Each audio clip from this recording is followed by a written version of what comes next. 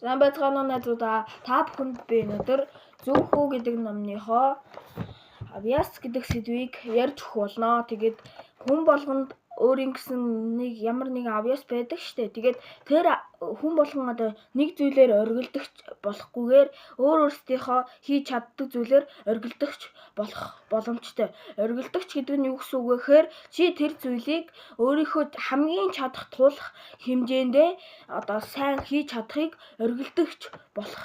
Өөрийгөө ялан дэлхийг оргилдогч болох гэж байгаа. Тэр зүйлээр хамгийн гол нь тэр зүйлээрээ өөрийгөө ялан дийлж өөрийнхөө одоо хамгийн дээд талд нь хүрч чадахыг одоо оргилдогч болох гэсэн үг. Тэгээд одоо чи өөрийгөө авьяасгүй гэж бодож ивэл тэр нь буруу бодол гэсэн үг. Тэгээд хүн болгонд өөрийн гэсэн ямар нэгэн зөв одоо тийм авьяасууд байдаг. Тэгээд чи заавал одоо танаа найз чинь одоо ингээд волейбол сайн тоглож чаддаг, хөл бөмбөг сайн тоглож чаддаг байхад чи түүнийг дагаж заавал сайн хөл бөмбөг тоглодог байх албагүй, сайн волейбол тоглодог байх албагүй.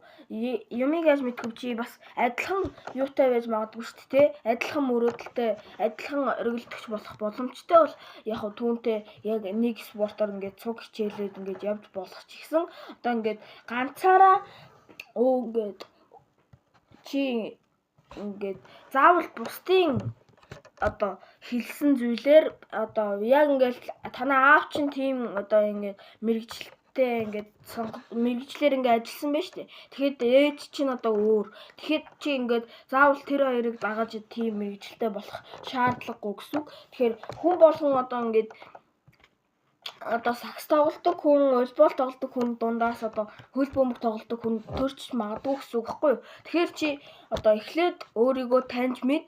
Тэгээд таньж мэдснийхаа дараа түүнээрээ сайн хичээл. Тэгээд бэлд бас дахин бэлдээд тэгээд одоо ингээд чи аяандаа ингээд тэмцээн уралдаанаар ингээд дахиад яваад тэгээд тэгсээр байгаа чи одоо ер нь бол оргилдогч болно гэсэн үг шүү. Тэгээд энэ сэдв маань ер нь бол иймэрхүү юмны зүйлүүдийн тухай гардаг сэдв байлаа. Тэгээд энэ бичлэг маань таалагдсан бол лайк дарж, subscribe хийгээрэй. Баяртай.